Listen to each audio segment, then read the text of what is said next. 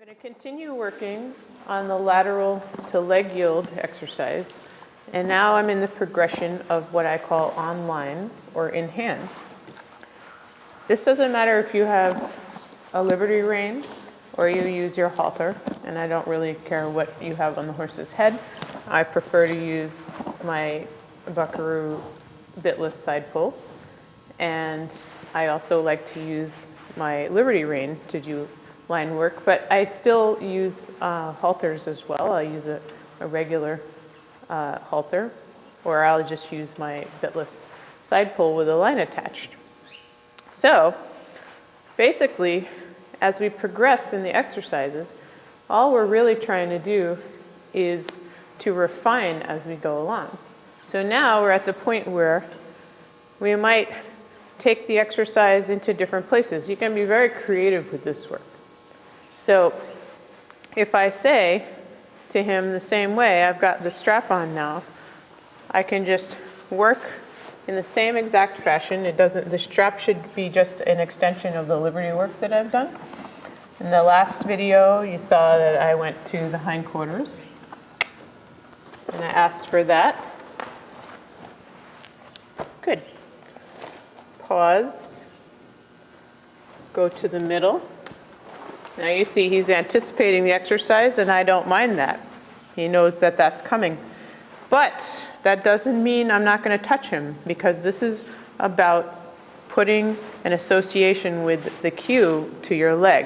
And you are going to touch him with your legs. So it's nice that he reacts to my body language and he says, oh, I know that means to go over.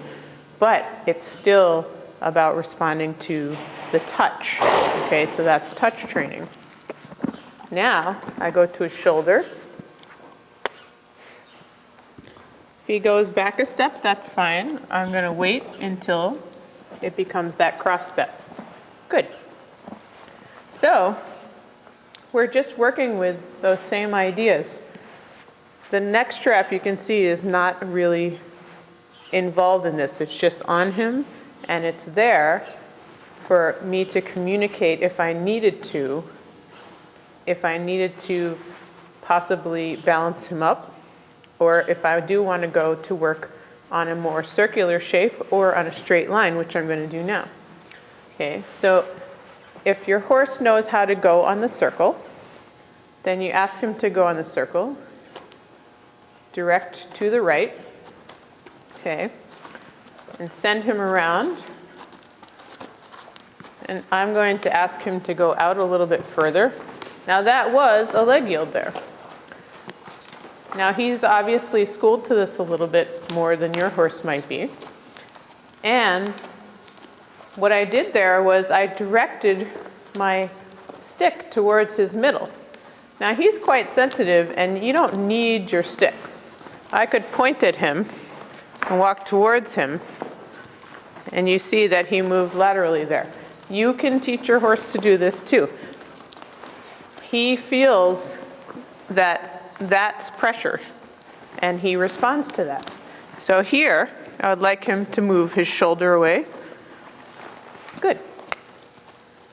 Here, I would like him to move his hindquarter away. You see the hindquarter step. So we're just playing with the same exercises now in motion. And what did I say before? A leg yield, technically, is when the horse moves forward and sideways at the same time. So he is now walking forward and moving sideways at the same time. And I'm applying the same exercises. Move your hindquarter, move your middle, move your front. Okay? And you can use your stick here. You see, I'm using my hand because I can, and I really prefer to use as little as possible. And I like to communicate with my horse with my body. So I really try not to use a stick. Now, I'm going to ask him to go a little more lateral. Okay? So that means I'm going to have a bit of eye contact involved here. Okay? So I'm going to walk around this way, and I'm going to ask him for his hindquarter a little bit more. And that's going to cause him to go a little more sideways on the circle. Good boy. Okay, do you see how that worked there? So, if you're not familiar with using eye contact, which is a liberty exercise, that having the horse follow my eye as I move around here, now here he's just following my eye contact. He's keeping his eyes on me and it's causing him to turn. Okay? Good boy. So when a horse keeps their eye on you like that, he's going to pivot like that. That's the way I actually start to teach the turn on the forehand at liberty. So that was a really good example. Boy, good boy. So we can experiment then with the degrees of sideways on the circle. So that was a more extreme sideways. And that's a very suppling exercise. It will help with bending. It will help with getting the horse supple on the back, the hips, and the shoulders, which will in turn help him be more in the frame correctly, the way he wants to be. It also is good if you have a horse that's pretty one-sided and you feel like they're going to be needing to do a little bit more work on the ground to help get them to understand and get stronger and more flexible without a rider. I'm a big believer in this. You know, we don't think about this, that our weight on the horse impacts them, but it really impacts them quite a bit, especially if they're just new to this work or they're young or they're, you know, rehabbing from injury, which he happens to be. So I'm just going to do that in the other direction. And I'm going to say, could you go to the left? Okay. Again, your horse should know the hand signals. Oh, Mercury says he wants to go to the right. So I can go with what he offers. And this would be an example of going with what the horse offers. Say, okay, well, we can do more work to the right. Good. So this is the more extreme. Whoa, good.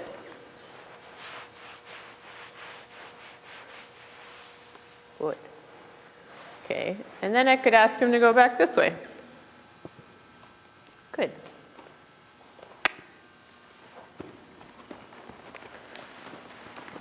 I don't really like to get into an argument with my horse. If he wants to go that way, he can. But it doesn't mean I'm not going to make him go the other way. It just means that if he doesn't want to go right then, he can go that way and I'll still do the exercise. So we've got him walking on a nice left circle. And again, I can say to him, move your hind quarter. Good, there's hindquarters coming out. Good boy. And that's what should happen. So he moved it all the way around to face me. Okay, go left.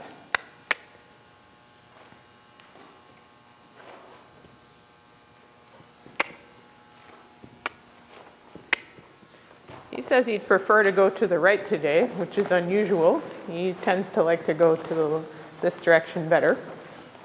Okay. Now I can say, could you go out from the middle? Good, really good. Good boy.